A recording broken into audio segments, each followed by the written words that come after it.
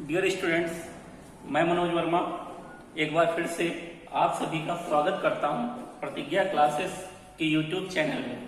तो हमारा टॉपिक चल रहा था एशिया महाद्वीप और इसके 3 पार्ट हमने आप लोगों को अपलोड कर दिए हैं और इसके बाद ये चौथा पार्ट है और आज हमारा रहेगा एशिया महाद्वीप की प्रमुख नदियां।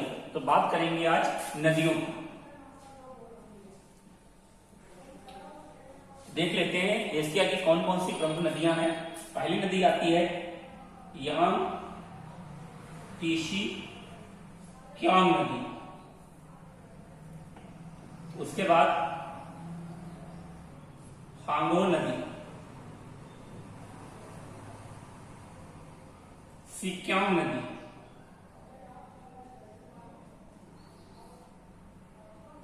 मेकोंग नदी, इरावदी नदी,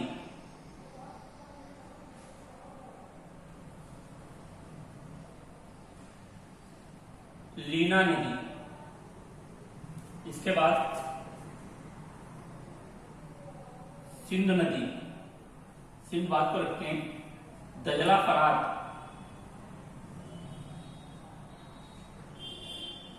सिंधु नदी, गंगा नदी, ब्रह्मपुत्र नदी, इसके बाद गोदावरी नदी। तो ये हमारी एशिया की प्रमुख नदियां हैं, इनके बारे में अध्ययन करेंगे। यांग टीसी क्यांग नदी, हांगो नदी, सिक्यांग नदी, मेकोंग नदी, इरावदी नदी, लीना नदी, दजला फरात, सिंधु, गंगा, ब्रह्मपुत्र और गोदावरी। तो बात पहले करते हैं यांग टीसी क्यांग नदी से। तो यहां पर हमारा है तिब्बत का पठार और तिब्बत के पठार से निकलती है यांग टीसी क्यांग नदी, जो चीन में बहते हुए दक्षिण चीन सागर में गिर जाती है और प्रशांत महासागर में विलीन हो जाती है। अगर इसकी बात करें लंबाई की, तो इसकी लंबाई है 6380 किलोमीटर। यह एशिया की सबसे लंबी नदी है तथा विश्व की चौथी सबसे लंबी नदी है। इससे रिलेटेड एक और क्वेश्चन पूछा जाता है कि एक ही देश में बहने वाली विश्व की सबसे लंबी नदी, तो वो नदी है हमारी यांग टीसी क्यांग, क्योंकि विश्व की सबसे लंबी नदी है नील नदी, इसके बाद अमेजन नदी, लेकिन वो एक से अधिक देशों में प्रवाहित होती है, लेकिन यांग टीसी नदी सिर्फ और सिर्फ चीन में ही प्रवाहित होती है। अगर आगे इसका अध्ययन करें तो इसी के मैदान में चीन की सर्वाधिक आबादी निवास करती है और जो इसका मैदान है ये कृषि की दृष्टि से काफी उपजाऊ है और उपजाऊ होने के कारण इन क्षेत्रों में चीन सर्वाधिक चावल व चाय उत्पादित करता है और चावल उत्पादन में चीन विश्व का अग्रणी देश माना जाता है। इसी यांग टीसी क्यांग नदी के किनारे चीन के प्रसिद्ध शहर बसे हुए हैं, जो कौन कौन से हैं। तो पहला आता है संघाई और दूसरा वुहान। तो 2 प्रसिद्ध शहर हैं जो यांग टीसी क्यांग नदी के किनारे बसे हुए हैं। संघाई सूती वस्त्र उद्योग के लिए प्रसिद्ध है, इसीलिए संघाई को चीन का मैनचेस्टर कहा जाता है। बात करें वुहान की, तो हाल ही के दिनों में चर्चा का विषय बना हुआ है वुहान, क्योंकि कोरोना पॉजिटिव केस सबसे पहले वुहान में ही पाए गए थे और यहीं से निकलकर कोरोना वायरस पूरे विश्व के देशों में फैल गया है और सर्वाधिक प्रभावित होने वाले देश अमेरिका व इटली हैं। अगर बात करें भारत की, तो भारत ने कोरोना पर कुछ नियंत्रण पाया हुआ है, लेकिन स्थितियां गंभीर हैं और हम सभी लोग इस समय सोशल डिस्टेंस का पालन कर रहे हैं। तो ये 2 शहर हैं संघाई व वुहान, जो यांग टीसी क्यांग नदी के किनारे बसे हुए हैं। अगर आगे बात करें तो आगे इसी तिब्बत के पठार से एक और नदी निकलती है जिसे कहते हैं हांगो नदी। हांगो नदी भी चीन में बहते हुए दक्षिण चीन सागर में गिर जाती है। अगर इस बार नदी की बात करें तो चीन की जो प्रारंभिक सभ्यता थी वो इसी नदी के किनारे बसी हुई थी, इसीलिए हांगो नदी को चीनी सभ्यता की जन्म स्थली भी माना जाता है। जब यह गुजरती है तो बीच में एक पठार पड़ता है, लाओस का पठार, और लाओस के पठार से गुजरने के बाद इसका रंग पीला हो जाता है, इसीलिए इसे येलो रिवर या पीली नदी के नाम से भी जाना जाता है। प्रत्येक वर्ष चीन में इसी नदी के कारण बाढ़ की स्थिति बनी रहती है, इसीलिए इसे चीन का शोक भी कहा जाता है। क्वेश्चन अगर आ जाए कि चीन का शोक किसे कहा जाता है, तो हांगो नदी का।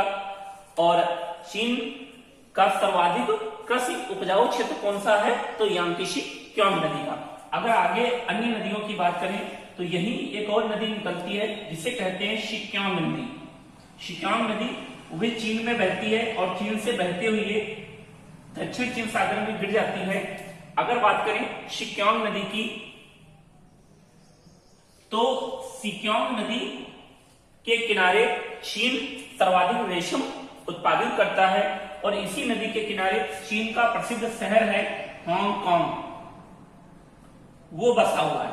तो क्वेश्चन आ जाता है कि हांगकांग किस नदी के किनारे बसा हुआ है, तो शिक्यांग नदी। और चीन सर्वाधिक रेशम किस नदी के किनारे पैदा करता है, तो शिक्यांग नदी। और चावल और उपजाऊ जो क्षेत्र है वो यांगत्से क्योंग नदी के ऊपर।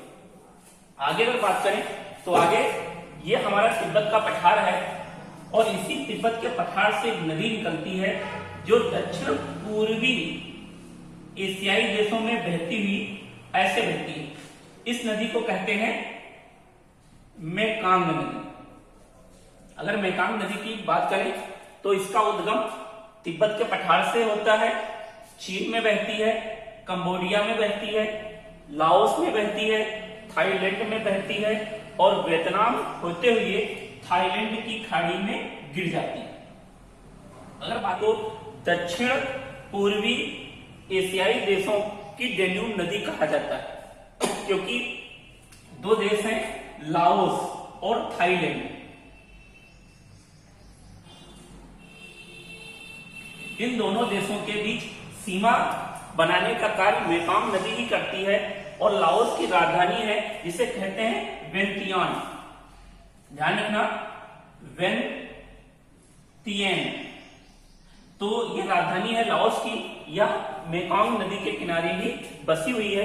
अगर आगे बात करें मेकांग नदी की तो ध्यान रखना, यह नदी विश्व में उपजाऊ क्षेत्र के लिए जानी जाती है और इसी नदी घाटी में विश्व में सर्वाधिक चावल उत्पादन होता है। तो कभी भी क्वेश्चन आता है कि किस नदी की घाटी में सर्वाधिक चावल उत्पादित होता है, तो मेकांग नदी है और एक देश पड़ता है थाईलैंड। ध्यान रखना कि थाईलैंड एक चावल की किस्म है जिसको कहते हैं पिनकाओ। इस किस्म का चावल उत्पादित करता है, यह विश्व का सबसे महंगा चावल है।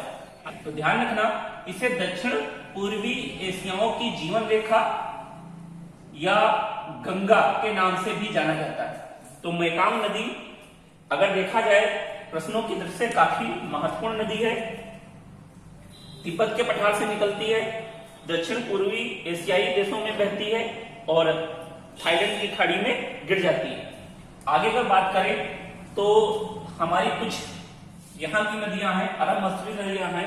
ध्यान रखना, यहाँ पर एक पर्वत है, इस पर्वत का नाम है टोरस पर्वत जो तुर्की में स्थित है और इसी टोरस पर्वत से नदियां निकलती हैं जो इन मरुस्थलों में बहती हैं और बहते हुए देखा जाए तो फारस की खाड़ी में गिर जाती हैं। अगर देखा जाए तो इन नदियों को कहते हैं दजला व फरात नदी। तो दजला व फरात नदियां अरब मरुस्थल की नदियां हैं, काफी फेमस हैं। दजला को एक और नाम दिया जाता है टिग्रिस, जबकि फरात को यूक्रेट्स नदी कहा जाता है। देखा जाए तो दजला फरात जो दजला नदी है वह इराक की प्रसिद्ध नदी है और इराक की राजधानी बगदाद इसी नदी के किनारे बसी हुई है और काफी प्राचीनतम सभ्यताएं थी जो इराक की थी जिसको कहते हैं मेसोपोटामिया और सुमेरियन सभ्यता, वो भी इसी दजला नदी के किनारे फैली हुई थी। इसलिए दजला नदी को मेसोपोटामिया और सुमेरियन सभ्यता की जन्मस्थली भी कहा जाता है। दजला व फरात नदी के संगम पर कुछ प्राचीनतम शहर बसे हुए थे, जैसे बेबीलोन, जहां सिकंदर की मृत्यु हो गई थी। एक और शहर आता है जो काफी फेमस था, असरा। ये प्राचीनतम नगर थे जो दजला नदी के किनारे बसे हुए थे, जिसमें से ये शहर है जो असरा, ये इराक की संस्कृति का स्थल माना जाता था और यहाँ पर घोड़े और दासों का सर्वाधिक व्यापार किया जाता था। दजला व फरात नदियां आपस में मिलकर सत अल अरब के मैदान का निर्माण करती हैं। सत अल अरब के मैदान का निर्माण कौन सी नदियां करती हैं? तो दजला व फरात नदियां। इसके बाद लगभग ये क्लियर हो जाएगा। इसके बाद अगर आगे बात करें तो यह एक नदी है, लीना नदी, जो रूस के बैकाल झील से निकलती है और आर्कटिक महासागर में गिर जाती है। लीना नदी आर्कटिक महासागर में गिर जाती है। तो ये प्रमुख नदियां थी। अगर आगे बात करें तो म्यांमार की कुछ नदियां हैं जिसे कहते हैं इरावदी नदी। ये म्यांमार है और यहां पर एक नदी बहती है, ये इसे कहते हैं इरावदी नदी। तो इरावदी नदी म्यांमार की प्रमुख नदी है और इसे म्यांमार की जीवन रेखा कहा जाता है। इसी इरावदी नदी के तट पर रंगून शहर स्थित है। और एक म्यांमार में और नदी बहती है, सालविन नदी। ये भी काफी पूछ ली जाती है कि सालविन नदी किस देश में बहती है, तो म्यांमार में। और म्यांमार की जीवन रेखा या म्यांमार की गंगा किसे कहते हैं, तो इरावदी नदी को। इससे रिलेटेड एक और आता है कि एशिया महाद्वीप में सर्वाधिक जैव विविधता किस नदी में पाई जाती है, तो वो इरावदी नदी में। तो एशिया महाद्वीप में सर्वाधिक जैव विविधता इरावदी नदी में पाई जाती है। इसके बाद एशिया की कुछ और प्रमुख नदियां हैं जिसके बारे में हम चर्चा करते हैं। तो ये भारत की दृष्टि से काफी महत्वपूर्ण नदियां हैं और इनके बारे में विस्तृत जानकारी हम जब भारत पढ़ाएंगे, भारत का भूगोल, तब देंगे। बाकी थोड़ी बहुत जानकारी दे देते हैं। तो ये हमारा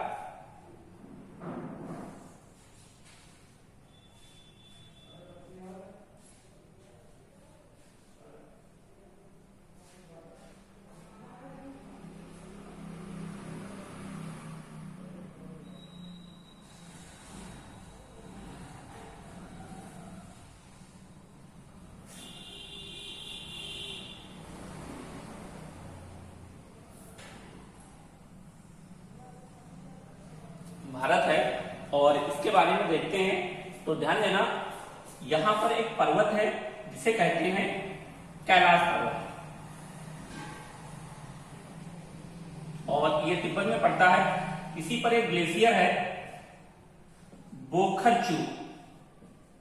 इसी ग्लेशियर से एक नदी निकलती है यहां से और भारत तिब्बत में बहकर ये भारत में प्रवेश करती है और भारत के केवल जम्मू कश्मीर के लेह जिले में बहती है और ऐसे पाकिस्तान से होते हुए अरब सागर में गिर जाती है। इस नदी को कहते हैं सिंधु नदी। अगर प्राचीनतम नाम देखा जाए तो इसी का प्राचीनतम नाम था इंडस रिवर और इसी के नाम पर हमारे भारत का नाम इंडिया रखा गया था। अगर इसकी लंबाई की बात करें तो इसकी लंबाई है 2880 किलोमीटर, इसकी संपूर्ण लंबाई है। अगर बात करें भारत में कितना बहती है तो भारत में केवल 1140 किलोमीटर बहती है, वो भी भारत के सिर्फ एक राज्य जम्मू कश्मीर में। अगर देखा जाए थोड़ा सिंधु नदी के बारे में तो ये भारत की सबसे प्राचीनतम सभ्यता थी, सिंधु घाटी सभ्यता। तो वो इसी सिंधु नदी के तट पर बसी हुई थी और भारत के प्राचीनतम शहर मोहनजोदड़ो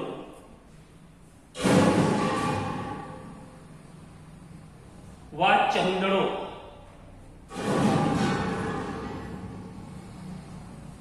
इसी नदी के किनारे बसे हुए थे। अगर बात करें सिंधु नदी के बारे में, तो सिंधु नदी और भारत के बीच एक समझौता भी हुआ है। सिंधु नदी को लिखा हुआ था, जिसे सिंधु नदी समझौता कहा जाता है। अगर बात करें आगे सिंधु नदी की, तो सिंधु नदी जब जम्मू कश्मीर में बहती है तो यहाँ पर एक स्थान पड़ता है बुंजी। बुंजी नामक स्थान पर यह विश्व का सबसे गहरा गाज बनाती है। एक क्वेश्चन आता है कि विश्व का सबसे गहरा गाज तो सिंधु नदी, और ध्यान रखना कि विश्व का सबसे बड़ा गाज तो कोलोराडो नदी। सिंधु नदी आपकी क्लियर हो गई। आगे अगर बात करें तो आगे नदी आती है गंगा नदी। तो बात करते हैं गंगा नदी। तो गंगा नदी का उद्गम देखा जाए तो गंगा नदी उत्तराखंड के गोमुख हिमनद से निकलती है ये, और यहां से बहते हुए पश्चिम बंगाल से होते हुए बंगाल की खाड़ी में गिर जाती है।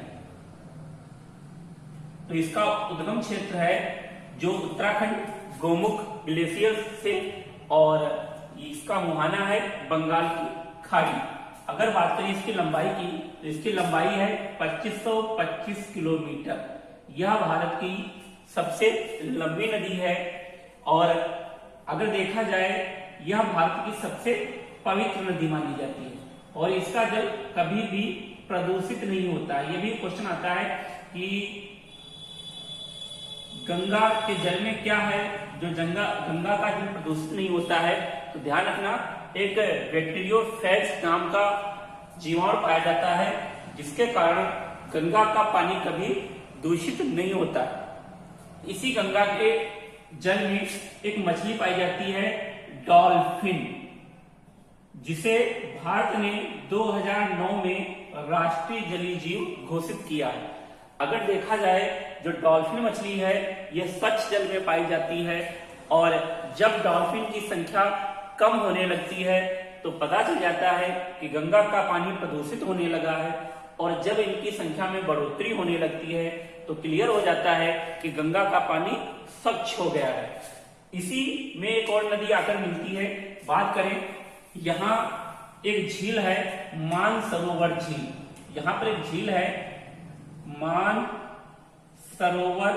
झील, और इसी के पास एक ग्लेशियर है जिसको कहते हैं चेमा डोगमा ग्लेशियर, और इस ग्लेशियर से एक नदी निकलती है ये, और अरुणाचल प्रदेश से प्रवेश करती है भारत में, और ऐसे बहती हुई और यहाँ जाती है पश्चिम बंगाल में, और यहाँ पर दोनों आपस में मिलकर एक डेल्टे का निर्माण करती है। अगर देखा जाए ये नदी कौन सी है, तो इस नदी को कहते हैं ब्रह्मपुत्र नदी। तो ध्यान रखना कि गंगा व ब्रह्मपुत्र दोनों नदियां पश्चिम बंगाल वाले क्षेत्र में, अर्थात जब ये गिरती हैं बंगाल की खाड़ी में तो वहां पर एक डेल्टे का निर्माण करती हैं। यह विश्व का सबसे बड़ा डेल्टा है, और यहाँ सुंदरी नाम की वनस्पति पाई जाती है, इसीलिए इस डेल्टे का नाम सुंदरवन डेल्टा पड़ा है। और इस क्षेत्र में मैंग्रोव वनस्पति पाई जाती है। तो मैंग्रोव वनस्पति के लिए काफी प्रसिद्ध क्षेत्र है, और यही सुंदरवन में 1973 में भारत सरकार ने टाइगर प्रोजेक्ट नामक परियोजना की शुरुआत की थी, और जो ये क्षेत्र है ये काफी उपजाऊ क्षेत्र है, और यहाँ जैव विविधता सर्वाधिक मात्रा में पाई जाती है, इसीलिए सुंदरवन डेल्टा को जैव विविधता का प्रवेश द्वार कहा जाता है। और देखा जाए तो इसका अधिकांश क्षेत्रफल बांग्लादेश में पड़ता है और कुछ क्षेत्रफल भारत में पड़ता है।